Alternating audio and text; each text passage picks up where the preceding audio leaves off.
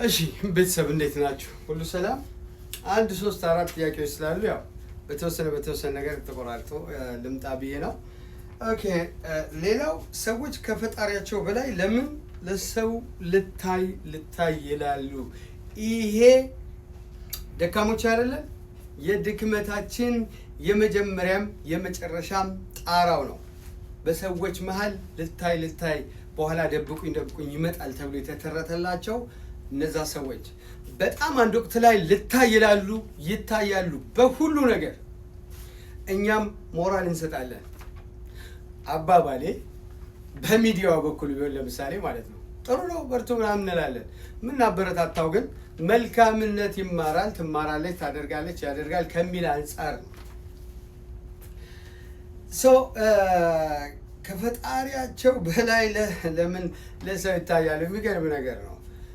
አይታችሁ ከሆነ ለምሳሌ ቤተክርስቲያን አካባቢ ቤተክርስቲያን በተለይ የኛ ኦርቶዶክስ ተዋህዶ ሃይማኖት የምትፈቅደው መሸፋፈንን ነው፣ መጀባጎን ነው፣ ረጅም ቀሚስን ነው ምናምን እንጂ የተለያየ ጥበብና ጥልፍ መስቀል ዘግዝቃችሁ መስቀሉን እግራችሁ ላይ አድርጋችሁ መስቀሉ መቀመጫችሁ ላይ ለጥፋችሁ ጎን ላይ መሆኑ ችግር የለውም ነጠላው ላይ። ነገር ግን እየተቀመጥክ እየተነሳህበት መሆን አለበት ብዬ አላስብም። ለምን ወንዶችም ሴቶችም ነን ፈስም ስለሚያመልጠን ለማለት ፈልጌ ነው።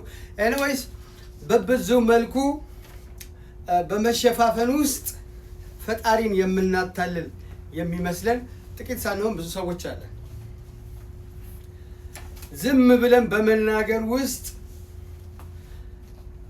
ሰዎችን እያታለልን ፈጣሪ የማያየን የሚመስለን ብዙ ሰዎች አለን። ነገር ግን መጽሐፉን የእውነት አንብባችሁት ቢሆን የእውነት ቤተክርስቲያን ስትሄዱ በደንብ ልባችሁን ጆሮአችሁን ከፍታችሁ ሰጥታችሁ ቢሆንና አባቶች ሲያስተምሩ በደንብ ሰምታችሁ ቢሆን ልብንና ኩላሊትን የሚመረምር አምላክ ይለዋል። ልብንና ኩላሊትን የሚመረምር አምላክ ሰርጀሪ ሳያደርግ እሱ መርምሮሃል፣ እሱ ያውቅሃል፣ እሱ ያውቅሻል። ስለዚህ ምንም በተለያየ መንገድ ውስጥ ብትጓዙ፣ ምንም በተለያየ ነገር ውስጥ የተለያየ ነገር ለማግኘት ብትሄዱ፣ ምንም ብትጀባቦኑ፣ ጥይት የማይበሳው መኪና ብትነዱ የመጨረሻችን ሁሉም አፈር ነው አይደለም? ከዛ በተለየ መልኩ ግን ፈጣሪን ሲያጭበረብር የነበረ ሰው ሁሉ ፍርዱና መከራው ሲኦል ነው። ያደረከው ሱት፣ የተቀባኸው ሽቶ፣ የተቀባሽው ሽቶ፣ የምታደርጊው ዛሬ ምድር ላይ የተጨበጨበለት ሰው ሁሉ እውነት የገነት ሰው ነው ብላችሁ ታስባላችሁ? አጠቃላይ ላይሆን ይችላል። በተለያየ መልኩ ጭብጨባ ስላለ፣ ጥሩ ነገር ሰርተው የተጨበጨበላቸው ሰዎች ስላሉ፣ መጨብጨብም ስላለበት፣ እልልታም ስለሚያስፈልግ፣ መሞገስም ስላለባቸው፣ ነገር ግን በማጥበርበር በማታለል ውስጥ ሰው እንዲያያቸው ሰው እንዲያውቃቸው ብቻ ከእግዚአብሔር ብዙ ነገርን ሰውረው የማይፈልጉትን ነገር እንኳን አንፈልግም ማለት ሳይችሉ የማይፈለግም የሚፈለግም ቦታ ላይ ተገኝተው ዞር ሲሉ ሌላ ሰዎች የሆኑ ከሰው እንጂ የተሰወሩት ከፈጣሪ ስላልሆነ መጠንቀቅ ያስፈልጋቸዋል። ስለዚህ የጠየቁኝ ሰዎች ምንድን ነው ያሉት? ሰዎች ከፈጣሪያቸው በላይ ለምን ለሰው ይታያሉ? ለሰው አዋቂ ናቸው፣ ለሰው በሰው ተወዳጅ ናቸው። ፈጣሪ ግን እነሱን የሚበቀልበት ብዙ ነገር አለ። በቀል የማን ነው ይላል? የእግዚአብሔር ነው ይላል። በቀለኛ ሰው ምድር ላይ ራሱ የለም። በሆነ ስህተት መጥቶ ሊተኩስ ሊገልህ ይችል ይሆናል፣ ሊገለኝ ይችል ይሆናል፣ ልትገላት ትችል ይሆናል። በቀል ግን እሱ አይደለም። እግዚአብሔር ሲበቀልህ ግን መጥፎ ነው። በምድር ሲበቀልህ መከራ የበዛ ነው። በመሬት ሲበቀልህ ሁላችንንም ምስጥና ትል ቢበላንም ያንተ ግን መቀበሪያ እንኳን ከባድ ነው፣ ያንቺ ግን ከባድ ነው።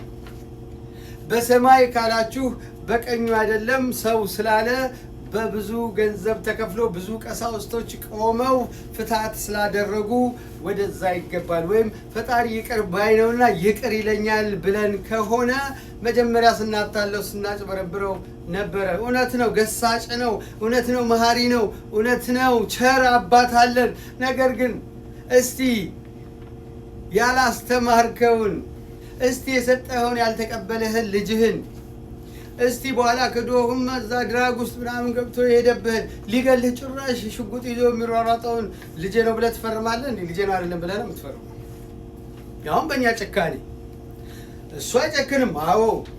ነገር ግን አያቅም ብለህ ይህን ሰማይና ምድር ዘርግቶ ቀንንና ምሽትን ያፈራረቀ በእኛ ድክመት የትም ዞረን አርቲፊሻል ነገር መኪና ነርተን በፕሌን ተሻግረን በመርከብ ሄደን በሱ በእኛ አይደለም።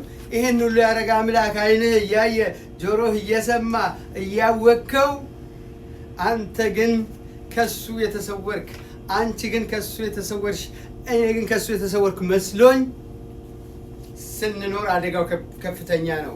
ስለዚህ ሰዎች ከፈጣሪያቸው በላይ ለምን ለሰው እንታይላሉ? ለፈጣሪያቸው ቢታዩ ጥሩ አይመስልህም ወይ ነው ያላችሁኝ? ይመስለኛል። ልብንና ኩላሊትን የሚመረምር አምላክ ቀስ እያለ ያደምቀሃል፣ ያወጣሃል፣ ያኖርሃል፣ እድሜ ይሰጥሃል፣ ትሞገሳለህ፣ ታደርጋለህ። መሞገስ ብቻ አይደለም ታደርጋለህ። በቃ እንድታደርግ ነው፣ ይሰጥሃል።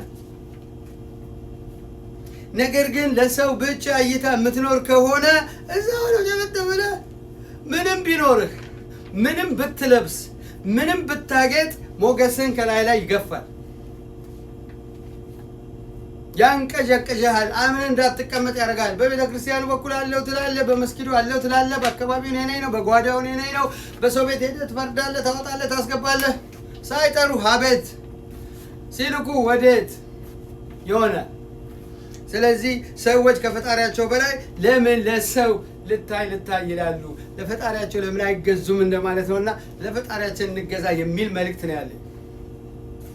ፈጣሪን ከፈራን በሰው ህይወት ውስጥ አንገባም፣ በሰው ትዳር ውስጥ አንገባም፣ በሰው ማንነት ውስጥ አንገባም። ፈጣሪን ከፈራን እናገዛለን፣ እንረዳዳለን። ቆይ እስኪ አንድ ሰው እኮ የሆነ ቦታ ላይ የሆነ ነገር እንትን ብለዋል፣ እስኪ እንሂድ፣ አንድ ሚስማር ብገዛቸው ሰፖርት አደርጋቸዋለሁ። ደውለህ እኔ እኮ እንዲህ መስራት ትችላለሁ፣ አምጣ። አምባሻ መጋገር ትችላለህ፣ አምጣ። አስቀምጥ፣ ሽጥ። እንጀራ መጋገር ትችላለህ፣ ቆንጆ እንጀራ ጋግሩ። ካልቻልክ ሪሲፒ እሰጣለሁ፣ ጋግር፣ አምጣ። ከሰው አትጠብቅ። ያው ነው ካምፓኒ ብትሰራ ረጅም ሰዓት ቆመ ነው የምትሰራው። እግር አብጦ ነው፣ እግርሽ አብጦ ነው ምናምን። በራሳችሁ ተንቀሳቀሱ። ልባችሁን ለእግዚአብሔር ስጡ።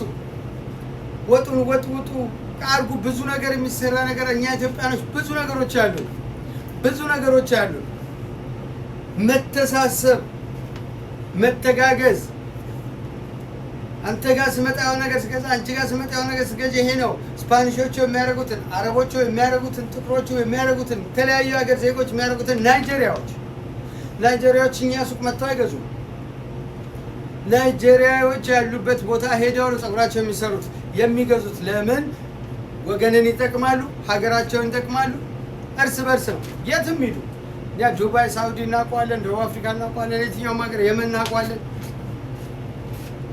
እኛ ኢትዮጵያኖች ላይ ነው ይሄ ነገር የሌለውና ለምን ሰዎች ከፈጣሪያቸው በላይ ለምን ለሰው ይታያሉ? ለምን ላነሳው ነበር ቆይቼ አነሳዋለሁ። ለምን ልታይ ይላሉ አይነት ነውና ለፈጣሪያችን እንታይ የሚል መልእክት ነው ያለን። ፈጣሪ ሲያይህ መልካም ነው። ፈጣሪ ሲያይህ ብዙ የሚያግዙህን ብዙ መላእክቶችን ይሰጣሃል። ብዙ አንተን አንደርስታንድ ያደረጉት አንቺን የሚረዱሽን ሰዎች ይሰጥሻል። ፈጣሪ ያለውም የሌለውም ሰው ከፈጣሪ ውጭ መሆን አይችልምና ለሰው እይታ አትንቀሳቀሱ። ሰዎች ከፈጣሪያቸው በላይ ለምን ለሰው ልታይ ይላሉ? አዎ ለፈጣሪ መታየት መልካም ነው። ፈጣሪ ልብንና ኩላሊትን ስለሚመረምር እሱ ካያችሁ፣ እሱ ከጎበኛችሁ ለኔ የሚባለው ነገር ይቀርና የምትኖሩት ለቤተሰብ፣ የምትኖሩት ለወገናችሁ፣ የምትኖሩት ለሀገራችሁ፣ የምትኖሩት ለራሳችሁ ይሆናል ማለት ነው። እርግጥ ነው አንድ ሰው ራሱን ሲያቆም፣ የራሱን ድርጅት፣ የራሱን ካምፓኒ፣ የራሱን ነገር ሲያቆም ነው ለሌላ ሰው መሆን የሚችለው። በሁለት እግሩ ሲቆም ለሌላ ሰው ይጠቅማል፣ ይረዳል።